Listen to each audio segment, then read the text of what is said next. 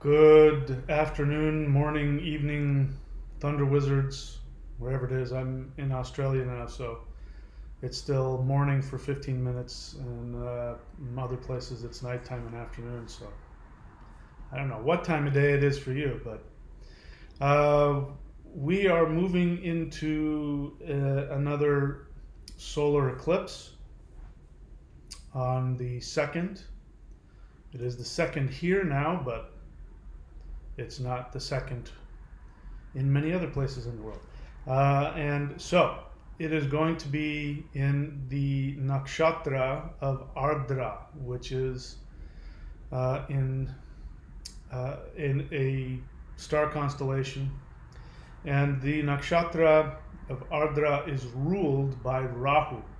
So we've got sort of like double Rahu here. Now, Rahu is the trickster in Vedic astrology, and so is Loki. Loki and Rahu are vibrating on the same wavelength here.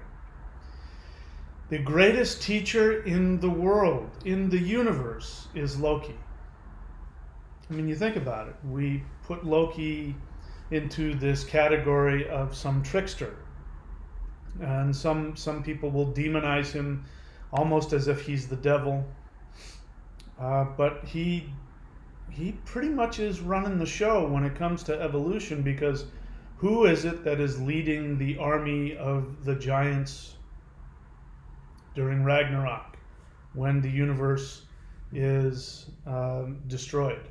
And subsequently it raises itself to the next highest level. Person responsible for that is Loki. So Loki is the agent of evolution, the agent of change. Now, you look at him in terms of the mythology, and he is a trickster. Even the other gods refer to him as being evil or spineless or deceitful. They treat him like he's weak. He's because he uses magic and all kinds of other things like that. But if you think about it, he's got to be pretty powerful if he is the one who's responsible for leading the charge that brings the final dissolution and evolution of even the gods, including Loki. The gods all die and transform and are pushed to their next level of evolution. So whenever Loki does his thing, it's going to affect you on your deepest levels. Now remember that Loki is also responsible for all of the gods' magical weapons. Odin's horse, Freya's gem, even Thor's hammer. All of these things are a result of Loki's machinations. So Loki is very motivated to help us evolve. But what is our experience of him? Our experience of him is that he does all these mean, horrible things. That he causes mischief. He's not just like a jokester. I mean, he accomplishes mischief that goes straight to your heart. I've shared this story before. I'll share it again. In a lot of neo-heathen groups, which I am not. I am not neo-heathen. But among many neo-heathen groups, especially the folkish, conservative, racialist, exclusionist types, they see Loki pretty much the same way Christians see the devil. And in some of them, you're not allowed to even speak his name. That... What was that movie? Beetlejuice. Remember that movie, Beetlejuice? If you said Beetlejuice 3 times, he appeared. That's how they see Loki, like that. Like he's some low-level demon devil, and you can't say his name. And so these guys were out having a kindred celebration at a local park. I believe this was in Idaho.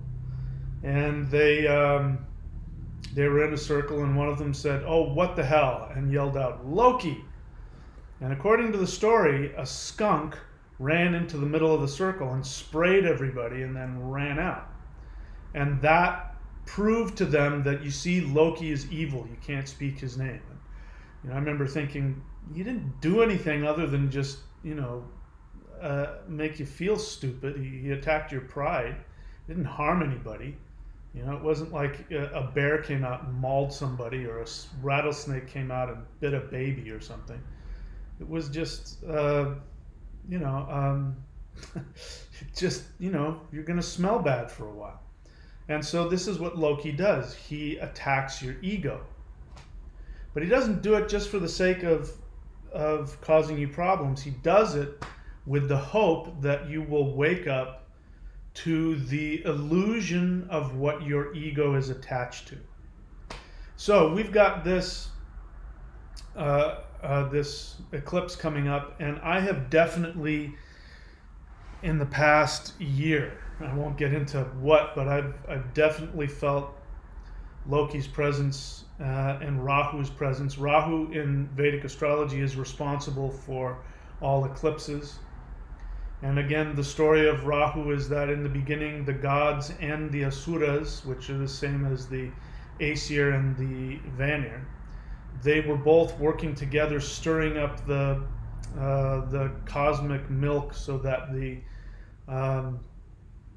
nectar of immortality would rise to the surface, and then they were going to drink it together, and both the Asuras and the Devis were going to become immortal. But the Devis, the celestial gods, the ones that are supposed to be the righteous ones, they decided amongst themselves that they would drink it all themselves, and they wouldn't give any to the Asuras, because the Asuras, from the Devis' perspective, when the Asuras took power, they caused all kinds of problems in the universe.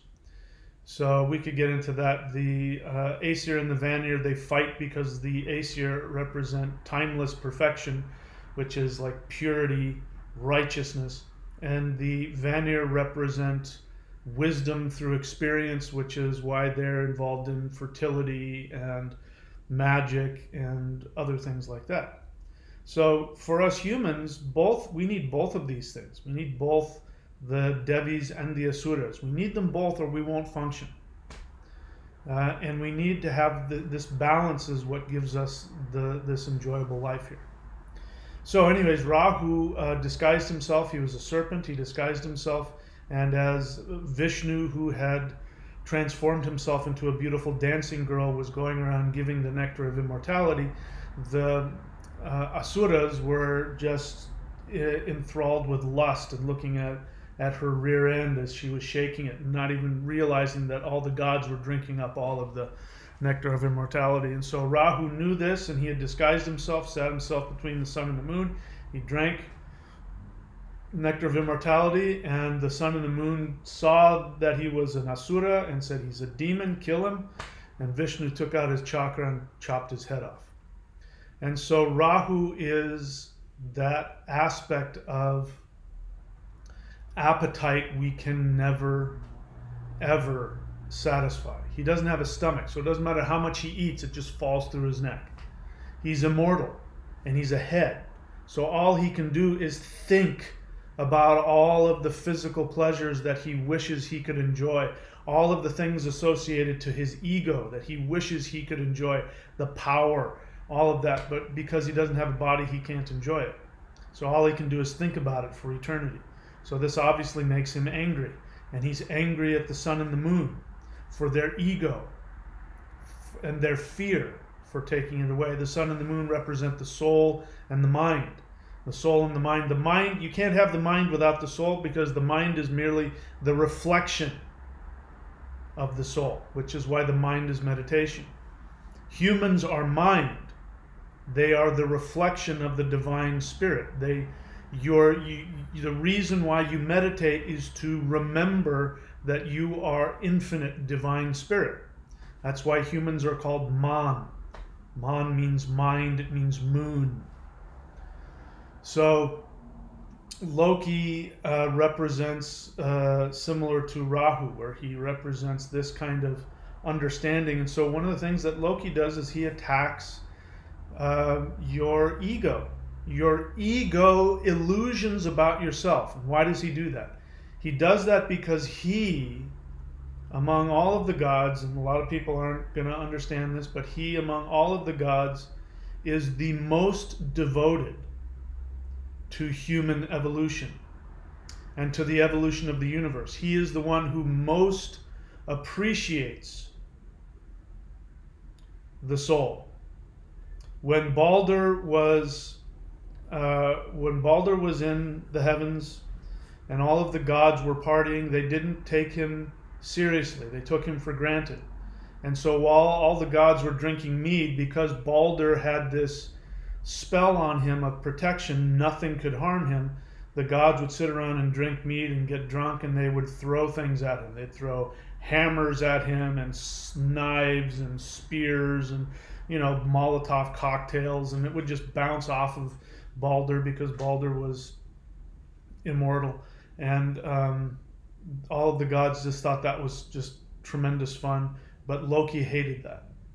He hated it because the gods of all, the Aesir of all beings, should appreciate the soul, and they weren't appreciating the soul when they had it. Balder represents the soul of the universe, represents the human soul. And so Loki set up a scenario where he went to Balder's brother, which means ignorance, and says, here, why don't you shoot an arrow at him? And he put a sprig of mistletoe on the head of the arrow, and because Balder's brother was blind, Loki aimed the arrow for him and said, okay, shoot. And then Honer, I believe his name is, let go of the arrow. And the sprig of mistletoe had not been told that the mother of the universe, Frigga, did not want anybody to harm Balder. Mistletoe didn't know that because Frigga decided that Mistletoe was too young to take on the responsibility of that kind of vow, and she said, we're not going to have to worry about it. It's just one being of infinity, so we'll just leave Mistletoe alone. But Loki had known this and used it. And so Balder died and went to the underworld, and the whole universe mourned over the loss of the soul of the universe. And so Frigga went to Hela and said, can you please give me my son back? And Hela said, listen, I would do anything for you, but rules are rules. I can't. But I will make one exception. If you can get every single entity in the universe to weep for Balder, I will let him go. And so Frigga went to every entity in the universe, and every entity wept for Balder except for a giantess whose name translates as Gratitude. Gratitude would not weep. And it says in there in an editorial note, and we think it's Loki. So what does that tell you? It tells you that Loki has gratitude. When Loki experienced Balder, Loki did not take him for granted, therefore he would not weep. He said, I have nothing to weep for. When he was among us, I appreciated him, and therefore I have no regrets and I do not weep. So this gives you an idea of how deeply Loki, how deeply the universe cares about your soul. So who is it that's willing to come and bring you the most bitter of medicines? Your best friend, Loki, in this case Rahu. So this eclipse is going to be ruled by Rahu because it's in the nakshatra of Ardra. And so we've got a double Loki experience, a double Rahu experience. Now, I have learned to respect Rahu and Loki so much so that I do not, if I even get a whiff that Loki or Rahu is in my world trying to get my attention to say, hey, do you have an ego issue here? Do you have an illusion about yourself? The moment I get a whiff of that, with respect, I will back out of whatever I'm about to get into. So I'm here in Australia, as you know, and we don't know for how long, but I am here to enjoy and appreciate everything I get. I am well aware that the gray hairs on my beard are telling me that my time is limited here on this planet. Maybe a few more decades now, but in terms of being able to do what I used to do physically, that will come to an end. And so I'm really enjoying my physical body as much as I possibly can, while I can. In fact, I just found out yesterday that the Grand Master of the Taoist tradition that I studied in had passed away. Now, I personally didn't know him, but I worked with his student and his student's student, and I wouldn't.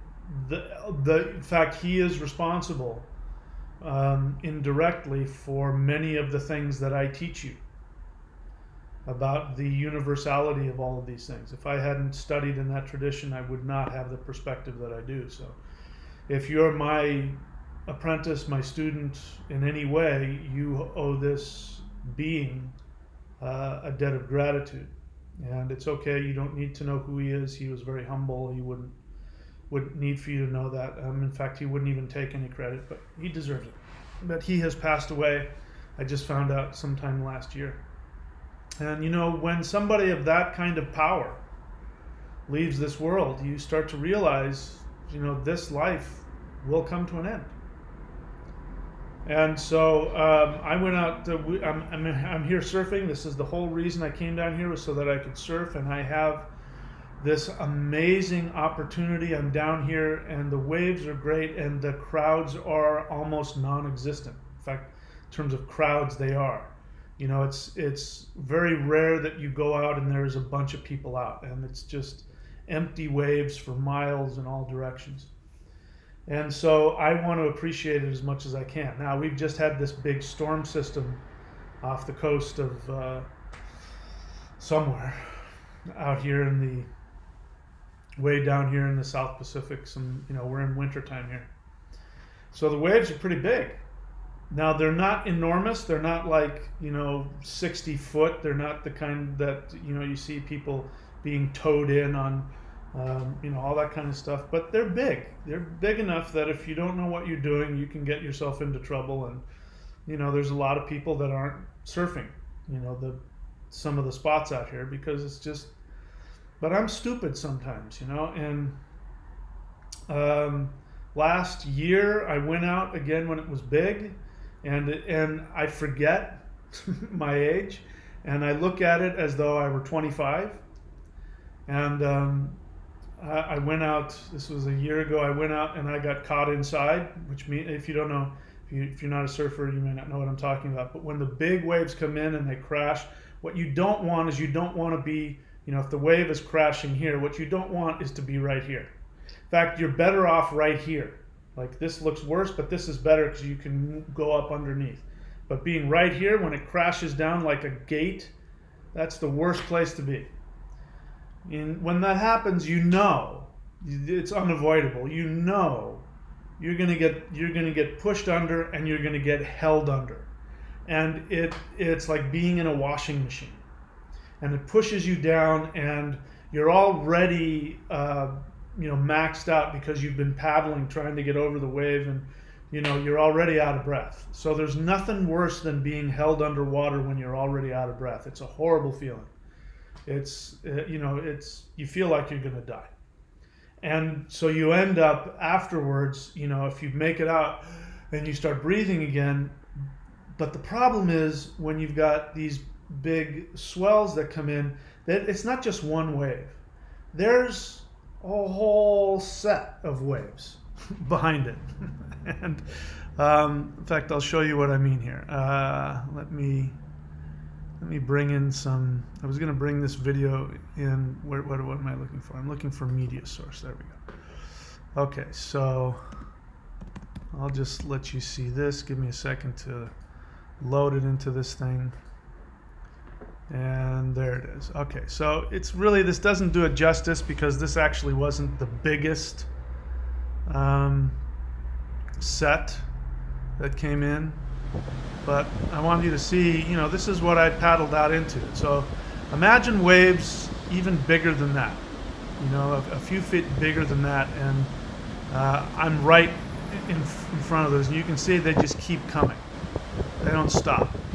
So they just keep coming, keep coming. And if you're lucky enough, you will, if you're lucky enough, you can get out in between those big sets.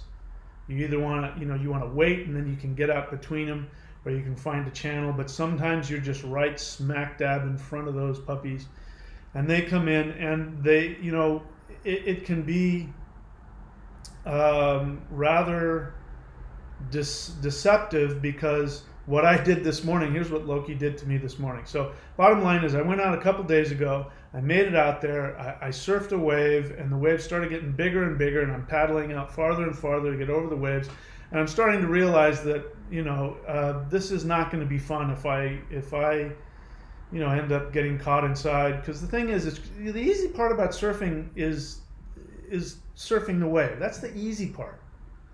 The hard part about surfing is paddling out through the waves. And when I was younger, in the 70s, we didn't have leashes. So those, you know, what they call down here leg ropes. But there are these things called leashes, which you put around your ankle and then you attach it to the end of the board. So if you fall off your board, you know, your board isn't going to get swept all the way into shore. It'll snap back and it'll come back to you. And so you have this, basically this life preserver with you all the time. And so that gives you this sense of security in big waves like that. But I've had my leash snap on me a couple of times in waves that were quite large and quite powerful. And, you know, that happened to me last year, and I ended up having to swim in. And, you know, if you're in a place where the waves are breaking really far out and you're 100 yards away from shore, that's going to be the longest 100-yard swim of your life, because what you don't want is you don't want to get caught in the impact zone. Because here's what happens. The wave comes and it crashes, right? And if you're right here, you get smashed under and held under. The wave will hold you under. Then you're out of breath and you come up and there's all this, and the wave is still trying to pull you down as your face barely comes up, and you get a little bit of air. And then as you're getting your first gulp of air, guess what's coming right towards you? Another one, and it's going to crash right in front of you, and you don't have time to dive underneath it. It's going to, you know, what we call, you got to take it on the head.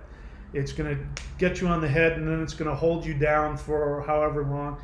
After 2 or 3 of those, you're really starting to wonder if you're going to survive. You start to get dizzy. You start to feel like you're going to black out. It's very frightening, especially when you're held under. You don't know which way is up. And so lots of times you go straight head first into the bottom, and then you have to turn around and swim back up to the top. And you do that 3 or 4 times, you know, that's enough. You're done. So I went out surfing a couple days ago, and I got out there and the waves were pretty big, and I could see, you know, listen, if I get caught inside, I'm not going to have a great time, so I'm just going to respect these waves. And I surfed a wave and I took it all the way in, and I said, yep, that's it for me today. But I have this ego, I have this rahu when it comes to surfing. I can't get enough. And my ego drives me crazy when the waves are out there, and if I see somebody out there and he's surfing some huge wave, I'm like, God, that should be me. I should be out there. So I'm waiting for the swell to die down, and I'm watching the surf report, and I'm going out and I'm watching the waves. I'm like, you know, I could handle that. I could handle that. Yeah, yeah, I could handle that. And so, but I say, you know what, I'm just going to give myself some time, let it die down. And so I see that the waves are going to die down today. I wake up this morning at dawn and I look out, and the conditions are beautiful, and the waves aren't that big. And I'm like, yeah, I'm going to go surf some waves.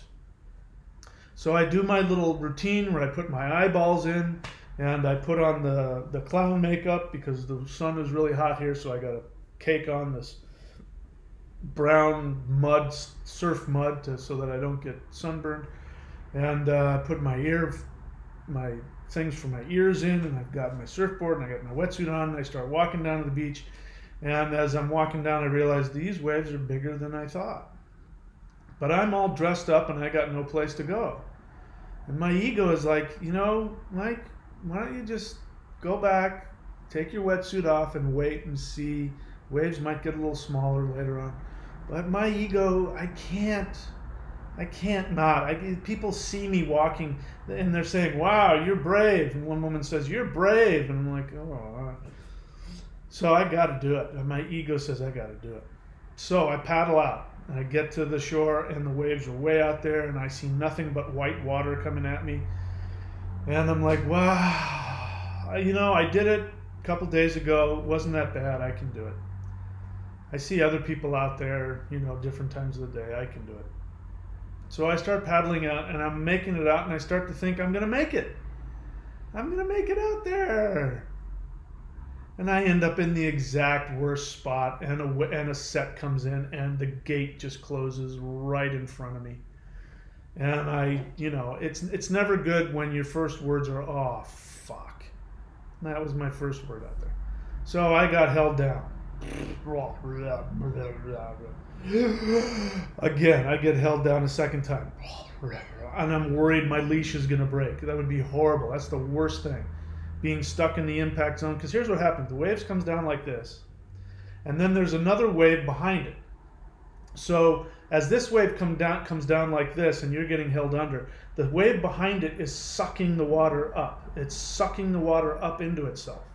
So as you come up, you get pulled. I mean, sometimes you can feel your feet getting pulled towards the wave as it's going to suck you into that boom, and you never get out of that. And it's called, the impact zone, and you just get stuck in this impact zone, and you can't get out. So I got stuck in there for a little while, and I came up, and after three or four of those waves, I came up, and I got my board. My leash hadn't snapped, and I'm on my board, and there's another 2 or 3 waves coming, and I said, that's it. I'm done. I give up. Had I held on, maybe I could have got through those, and I could have made it out there, and if I had sat on my board for 5 minutes and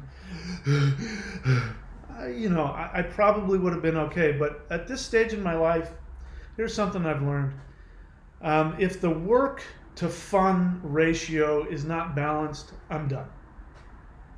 This isn't anything. When it comes to job, when it comes to relationships, especially after having been divorced once and, met the love of my life and having gone through her passing, I have no space. I have zero space for anything that's just not fun. If it's unnecessary, sometimes it's necessary, but if it's unnecessary, I don't have any space for it. So after getting held down 3 or 4 times, and I saw that, this is what it's going to be like. I got to be prepared to do this at least 2 or 3 more times if I want to stay out here and surf. And I decided I didn't want to do that. It just wasn't worth it. So I got on my surfboard, and I turned around, and the wave crashed in front of me, and I held on for dear life, and I let it push me in on my stomach. And I did, and I rode it all the way in on my stomach, and I got in, and I'm huffing and puffing on the side of the beach. And somebody comes walking by, and he says, "You almost made it." And he's going to go out and swim, which is a little easier because he's got swim fins on, and it's not the same. And then as I'm walking back up the beach, somebody else says, "Wow, you got nailed by that set." And so my ego's getting more and more smashed down, and so now I gotta with my head down, with my tail between my legs, and I got it. I said, "This is Loki's time. This is the time of the eclipse." And so Loki is going to push onto your ego. So I think I passed the test because, really, 20 years ago, yeah, I would have powered through it. I would have powered through it, and I would have got out there, and I would have caught those waves. You know what? What you may not realize about, this isn't. I wasn't in anything like this, but the big, big, big waves surfing, that paddle into. Some of those guys will stay out for 2 hours and catch one wave. And if they catch one wave, they'll take that one wave in, and that'll be it for them. 2 hours paddling around trying to catch that one wave. And it was almost like that. It wasn't that big, but it was starting to get to that where it's like, there's going to be a lot of time just waiting for that one wave and waiting for the safe, window to take that wave and go in. And the other thing is, if you take a wave, then you have to go, do I want to paddle back out again? And when I was younger, like I said, we didn't have leashes. We didn't have these leashes. And so whenever we watched movies of, Jerry Lopez or whomever, and they're surfing these big Hawaiian waves, it wasn't just how big of the wave that they were surfing. If you were a surfer, you knew that the guy paddling for that wave, if he doesn't have a leash on his board, if he's paddling for that wave, he understands that he very well may fall. And if he falls, not only is he going to get taken through the washing machine, but he is going to have to swim 100 yards through all those currents and all those waves after being, out of breath to get to his surfboard. And so when I was a kid, when you looked at the waves, you weren't thinking about, can I surf that wave? You were thinking about, am I willing to lose my board 2 or 3 times and swim all the way in? And so when you watch those old movies of those guys surfing Waimea Bay on those huge boards, and you see them take those huge headers and fall, it's not just that they fell on that huge wave. It's that they are in a washing machine and they are getting tumbled and they don't have any life preserver to hold on to. And that's what you thought about. Nowadays, people have leashes, they don't realize it, and so they get a lot more nerve and they'll go and paddle out into anything because they know they can just throw, and their board will be there and they can hold on to their board. But my leash broke last year, and so now I have respect to waves. And so when I look at waves, I ask myself, am I willing to swim in? And you know what? These days, if it's more work than it's fun, I'm just not willing to do it. That's the lesson that Loki's given to me. I don't know what lesson Loki's here to give you, but what you can do during this eclipse is to be, depending on where Rahu is in your chart and how old you are and all kinds of other things, he's going to stimulate you in different ways. If you find that your ego is being stimulated and you're wanting to, like for me, my pride, if I had listened to my pride, I would have stayed out there and I would have paddled through it, and I would have probably been really wiped out and miserable, an hour later. Listen to your ego. And is your ego trying to push you past what you really are willing and able to do? And are you willing to listen to the lesson? And are you willing to have some humility? Listen, there's a reason why some of the Hindus, some of the Hindus, for instance, that worship Vishnu the protector. Those who worship Vishnu, when it comes to eclipses, they'll say, stay inside, close the curtains, don't let this light affect you, it's very harmful to you, and just pray, to Krishna or whoever it is. And I don't go that route because I think that, I don't like anything that's fear-based. But there's some truth to it. If you are not in balance with your ego, you are going to get taken into the washing machine. Loki is going to want to take you into the washing machine. And so listen and just kind of gauge where your ego is at. And ask yourself, am I doing this out of ego, or am I doing this because I really want it? Am I doing it out of need and fear? Same thing. Ego is the same thing. you know, listen, which I don't know which was worse, getting hammered by those waves and being held under and feeling like I'm going to drown, or going through the gauntlet of walking back up the beach and having people comment on how I didn't stay out there and I turned around and came in. You know, which was worse? If your ego is out of balance, the worst part is going to be, you know, worrying about what other people think about you. I'm getting to the point where I'm too old to care as much. Not that it doesn't hurt. It hurts. It hurts my ego a lot. But, you know, when it comes down to it, when I get back home and I've taken a shower and I'm lying on the couch, I'm left with myself. They're not here. They've forgotten about me. They've moved on. I'm still thinking about what they said, and I'm still feeling, you know, humiliated and, you know, all that. But so what? I'm actually, you know, I saved myself a lot of huffing and puffing and a lot of fear and a lot of, you know, I don't think I would have drowned, but it probably would have been one of those experiences that I would have remembered for a long time about. Like the time I was 16 and I didn't have a leash and I went out and the waves were 20 foot and I took off and I fell and I got caught in that impact zone of those 20-foot waves, and I got actually smashed into the, you know, the floor of the ocean, and sand in my eyes and my face, and I came up, and the foam was so thick. This is how you know waves are big. When the foam is so thick that when you get to the surface you can't actually breathe because the foam is higher than your head. I did that at 16, and I'll never forget that. And so I have so much respect for anybody that, you know, especially back in the 70s, that paddled out into waves like that on a regular basis. Those guys have my eternal respect. So I don't know what you're going to get out of this, but listen to what Loki has to say. And, you know, maybe your path is to face the fear and to go past it.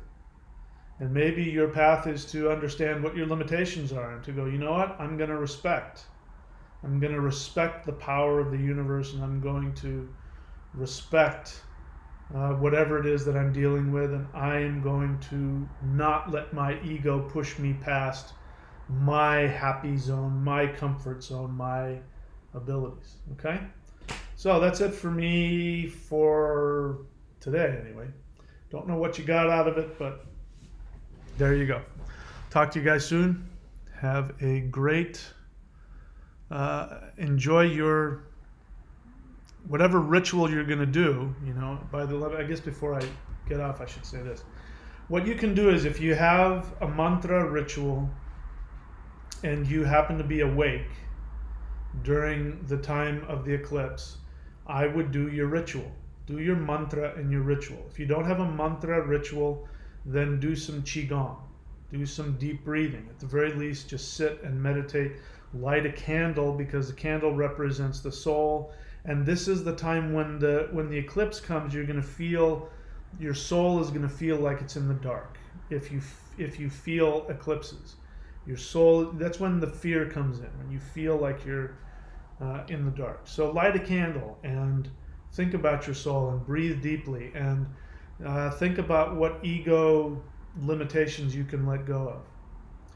And if you don't have any of those things, then just stay, as the Vishnu worshippers say, you can stay inside and just breathe and think about the soul. Meditate on appreciating the infinity of the soul. Okay. All right. That's it from you guys. I'll talk to you later.